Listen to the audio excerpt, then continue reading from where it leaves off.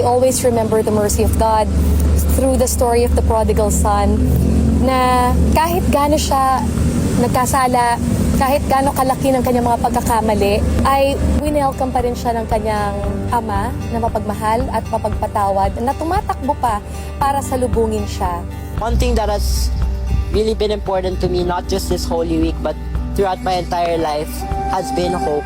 And I think apart from, reflecting on your sins and really reconciling with the Lord and asking Him for forgiveness and reflecting, I think still carrying that hope is very important. We shouldn't always be too hard on ourselves.